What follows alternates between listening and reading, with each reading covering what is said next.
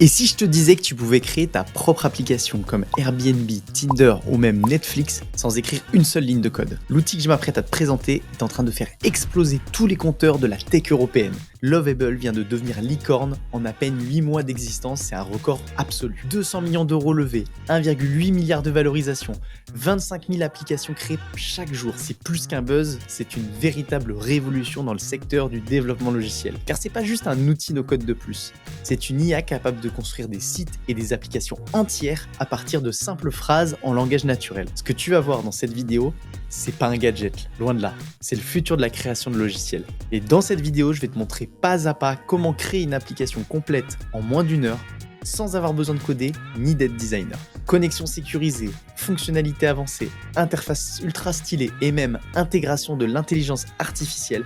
C'est comme si tu avais un développeur qui travaillait pour toi 24 heures sur 24. Ce que tu vas apprendre aujourd'hui dans cette vidéo, ça peut complètement changer ta manière de lancer tes projets, qu'ils soient professionnels comme personnels. Avant, développer une application, ça coûtait des dizaines de milliers d'euros.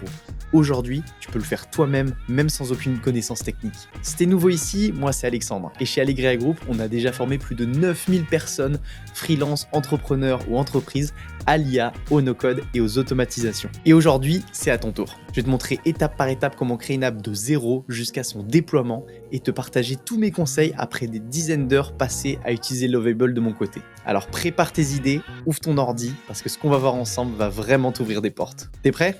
C'est parti. Avant de rentrer dans la création pure pas à pas, il faut que je te montre l'outil incroyable qui rend tout ça possible.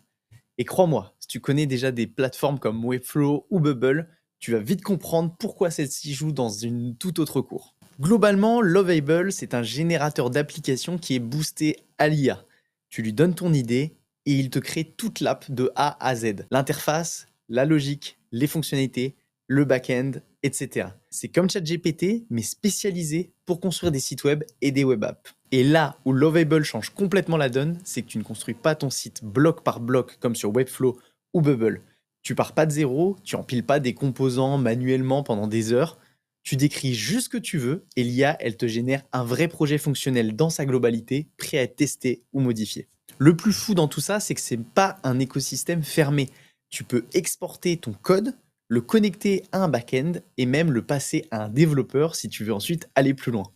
Utiliser Lovable pour développer son app, c'est donc scalable, professionnel et surtout libre. Tu n'es pas prisonnier d'une techno comme ça peut être le reproche pour certains outils no-code. Lovable, c'est donc la fusion entre puissance, simplicité et flexibilité avec une IA qui fait le gros du boulot pour toi.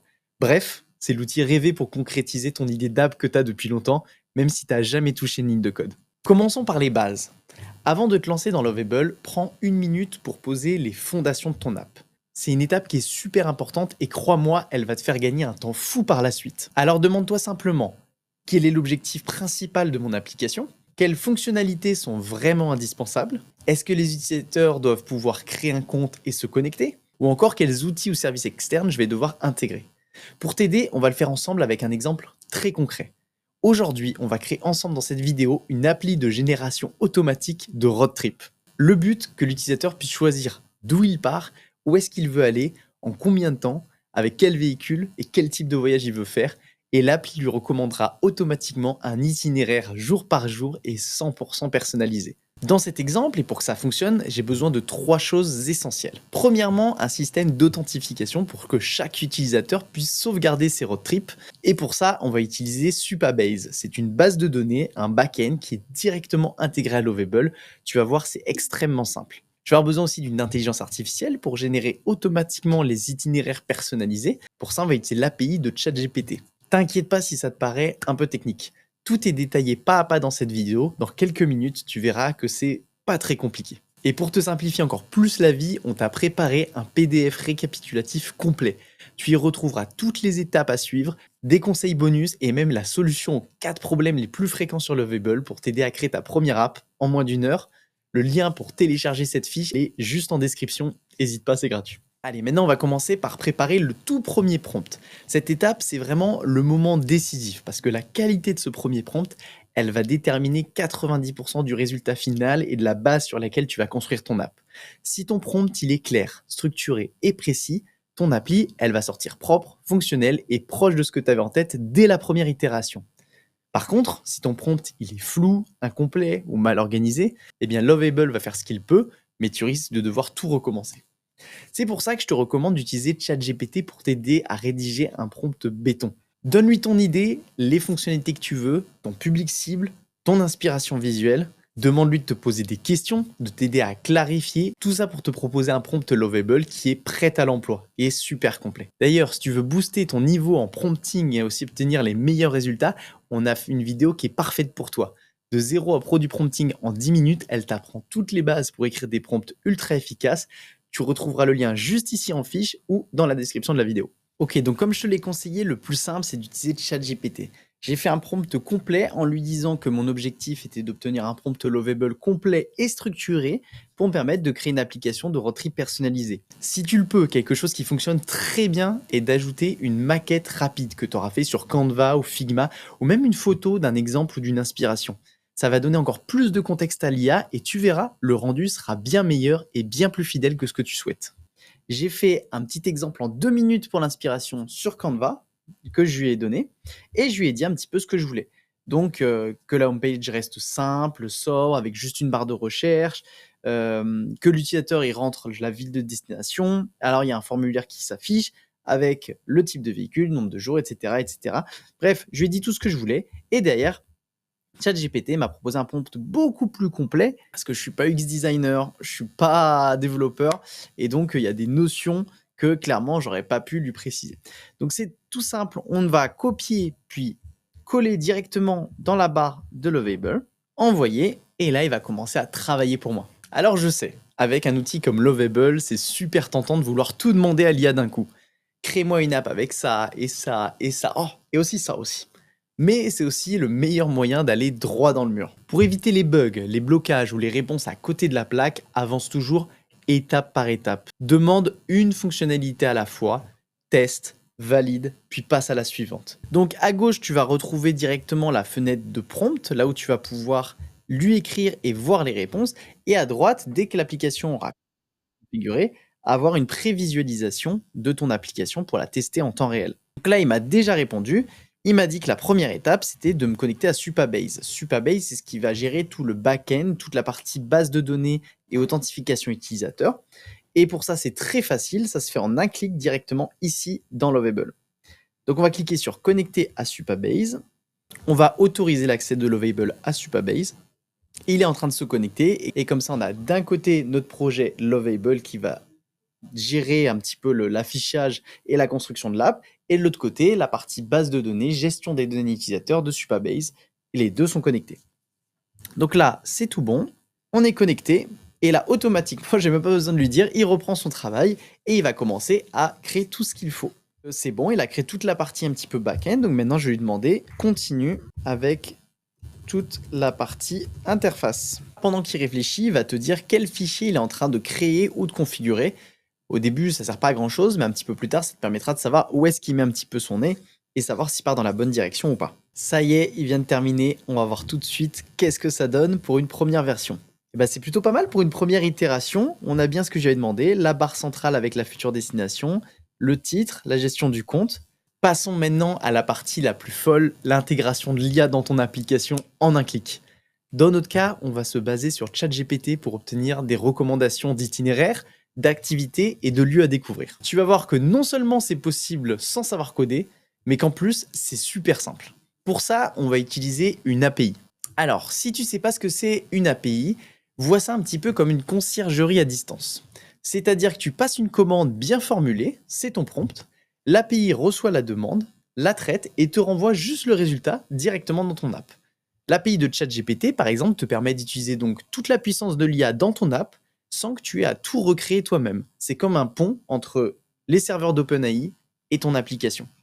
Tu poses une question, l'IA répond, mais dans ton environnement à toi. Donc je vais lui dire, lorsque l'utilisateur valide le formulaire, je souhaite que cela envoie toutes les infos à ChatGPT via une API pour générer un trajet pertinent et cohérent à partir de ces critères. Le résultat doit s'afficher sous forme d'une frise chronologique verticale. N'oublie pas de bien spécifier, de bien détailler comment veux-tu que ça s'organise, qu'est-ce qui apparaît, qu'est-ce qui apparaît pas, c'est super important. Avec tous les détails, durée, distance, activité proposée, étape, etc. On envoie et on va voir ce qu'il va nous faire. Donc là, c'est le moment où il me demande directement ma clé API OpenAI pour pouvoir utiliser l'API de ChatGPT. Donc là, pour ce faire, ça va être extrêmement simple. Il suffit de se rendre sur le site d'OpenAI dans la partie API. Et donc, je vais me connecter, hop, pas à ChatGPT, mais à la plateforme API. Et depuis le dashboard, je vais pouvoir aller dans Clé API et je vais pouvoir créer une nouvelle clé. Donc là, je vais l'appeler par exemple test lovable. Je vais la créer. Et il ne me reste plus qu'à la copier et à la rentrer directement dans le champ prévu à cet effet. C'est tout. Là, il peut continuer à travailler. Ça y est, il me dit qu'il a fini de créer la fonctionnalité.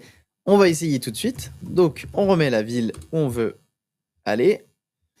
Je vais remettre les informations. Moto, 5 jours, modéré, nature. Je vais valider. Et là, aïe aïe aïe, erreur. La première erreur sur notre projet. Pas de panique, tu vas voir, souvent ça se débloque assez facilement.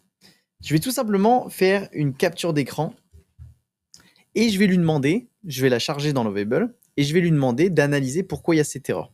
Donc je vais lui expliquer la situation, je vais lui dire quand je valide le formulaire avec les informations, j'obtiens cette erreur. Cherche les causes probables et corrige les erreurs pour que l'appli soit fonctionnelle. Donc là, il va aller chercher tout seul les causes du problème, me faire un rapport sur qu'est-ce qui bloquait et corriger ça normalement si tout se passe bien. Je vois le problème, l'erreur est claire. OpenAI API error, c'est une erreur de rate limit qui signifie que votre clé API a atteint ses limites d'utilisation. Donc là, du coup, directement, c'est du côté de ma clé OpenAI. Donc là, c'est tout simplement un problème de paiement. Il n'y avait pas d'argent sur le compte OpenAI. Donc maintenant que j'ai pu régler le souci grâce à ce que m'a dit Lovable, on va pouvoir réessayer. Hop, on valide. ChatGPT crée votre road trip personnalisé. Hop, génération en cours. Et on va voir si ça fonctionne. Petite astuce qui a son importance, fais des sauvegardes régulières. Dès que tu atteins un état stable et fonctionnel de ton application, enregistre une version. En cas de souci plus tard, tu pourras y revenir sans avoir à tout recommencer. Par exemple, si justement tu sens que Lovable commence un petit peu à tourner en rond, qu'il te ressort la même erreur en boucle, ne comprend plus ta demande après plusieurs essais, tu verras, ça arrive. Dans ce cas, crois-moi, n'insiste pas, ne gaspille pas des crédits, tu n'arriveras jamais à corriger le problème en insistant bêtement. La meilleure chose à faire, c'est donc de revenir à une version stable sauvegardée et recommencer avec un nouveau prompt en t'aidant de ChatGPT si besoin. Ça y est, il me fait revenir toutes les informations. Road trip vers Cherbourg de 5 jours de 550 km, un voyage à moto à travers la Normandie, explorant la nature et les côtes pittoresques jusqu'à Cherbourg. Départ Giverny, avec directement les activités recommandées. Il me suggère même des hébergements, ce que je n'avais pas demandé. Encore des activités, le Mont Saint-Michel, le Cap de la Hague.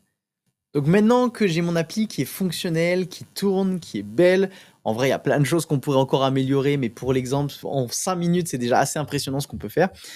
Globalement, tu vas pouvoir accéder aux fichiers et au code en cliquant directement ici. Et là, tu as accès vraiment à tout le détail. Donc, si jamais tu connais un petit peu, tu vas pouvoir modifier des choses directement ici. Si jamais tu as des petites retouches visuelles que tu aimerais faire, je sais pas moi, par exemple, tu n'aimes pas ce petit texte en haut à gauche, tu vas pouvoir utiliser la fonction Edit qui est juste ici et qui va te permettre de sélectionner un élément pour le modifier ou le supprimer. Donc, par exemple, moi, j'ai dit que j'aimais pas ce petit bouton Edit. Soit je peux directement prompter ce que je veux faire, par exemple, augmente la taille, change la couleur. Je peux également venir modifier directement les espacements, les marges, donc modifier un petit peu le design directement manuellement, ou par exemple le supprimer. L'avantage de passer par cette méthode et non pas d'utiliser les prompts, c'est qu'en fait on n'utilise pas de crédit, ça c'est gratuit, on peut le faire à n'importe quel moment et de façon illimitée sans avoir besoin de payer, donc c'est plutôt pratique. Et ensuite on n'oublie pas de sauvegarder. Ton app fonctionne, l'IA est connectée, tout est en place, c'est génial. Il ne te reste plus qu'à sécuriser, optimiser, puis publier ton projet. Et là aussi, Lovable t'a simplifié la vie. Tout d'abord, ne fais pas l'impasse sur la sécurité. Lovable intègre un outil d'audit de sécurité qui, en un clic, te signale les failles potentielles. Données mal protégées, accès ouvert, authentification mal configurée, Surtout, prends 2 minutes pour le lancer et corriger ce qui doit l'être. Et si tu débutes, n'hésite pas à te documenter un petit peu sur les bonnes pratiques de sécurité web. Un utilisateur malveillant peut ruiner ton app en quelques secondes s'il y a des grosses failles de sécurité, alors ne prends pas le sujet à la légère. Pour le check-up de sécurité, il suffit de se rendre ici dans Review Security et on va pouvoir faire une analyse. Ça, en plus, c'est quelque chose qui est gratuit dans Lovable. Donc, il est en train d'analyser tous les fichiers de l'application pour voir s'il y a des petites failles de sécurité à corriger. Et donc là, il me sort directement un récapitulatif complet de ce qu'il a détecté. Donc globalement, il y a des bonnes pratiques de sécurité, mais qu'il y a une erreur critique qu'il faut corriger. Et donc la grande force de Lovable, c'est que non seulement il l'a identifié pour moi parce que je n'avais pas les compétences de le faire, mais en plus, il va me proposer un plan complet pour fixer toutes ces failles de sécurité. J'ai juste à cliquer ici et à attendre qu'il fasse le travail. Ensuite, il faut aussi que tu fasses attention aux performances pour garder ton app rapide et fluide. Un autre outil intégré te permet de tester la vitesse de chargement de ton app. C'est essentiel, surtout si tu vises des utilisateurs sur mobile ou en zone à faible connexion. Vérifie les temps de chargement, la taille des images, les scripts utilisés et optimise ce que tu peux. Ça va se passer dans les paramètres, donc ici, et on va aller directement dans Page Speed, où là, pareil, il va analyser un petit peu tout le chargement et l'affichage du site pour me permettre de m'alerter si jamais il y avait des performances dégradées. Et tu peux même du coup lui dire directement dans un prompt de trouver des axes pour améliorer la vitesse de chargement. Là, le site, il est extrêmement simple, donc évidemment, il n'y a pas beaucoup de problèmes. Mais il a quand même trouvé des petits éléments et je peux directement essayer de les corriger en un clic également. Et donc, une fois que notre site, il nous plaît et qu'on veut que tout le monde puisse y avoir accès, on n'a plus qu'à appuyer sur Publish et c'est tout bon. En seulement quelques secondes, on a maintenant un lien. N'importe qui peut utiliser ton application sur Internet via ce lien. On va faire un test. On va se mettre dans un autre onglet de navigation. Et là, hop, on a bien accès au site directement. Et le meilleur dans tout ça, tu peux continuer à travailler dessus en parallèle sans impacter tes utilisateurs. Tu testes, tu ajustes, tu améliores. Et dès que tu es prêt, tu cliques sur Update. Et là, la nouvelle version remplace l'ancienne en un instant sans coupure pour tes utilisateurs. Et voilà. En moins d'une heure, on est parti de zéro et on a créé une véritable application complète avec connexion utilisateur, interface personnalisée, fonctionnalité IA intégrée. Dis-moi la vérité, tu pensais pas que ce serait si simple, non? Ici, tu vois le résultat final. Franchement, c'est propre, c'est rapide. Tu pourrais déjà le faire tester à des utilisateurs et lancer ton idée de business si tu en avais une. Tu veux refaire ce projet à ton rythme ou en créer un autre à partir de cette base, je t'ai préparé une fiche récap complète à télécharger. Dedans, tu retrouveras toutes les étapes, les outils utilisés, les liens utiles et des conseils bonus. Le lien, il est juste en dessous en description. Si cette vidéo t'a été utile, n'hésite pas à l'aimer, à t'abonner à la chaîne ou à réagir, à nous poser tes questions en commentaire. On répond à tout le monde. Merci d'avoir suivi cette vidéo jusqu'au bout. Je te dis à très vite pour traiter un nouveau sujet. À bientôt!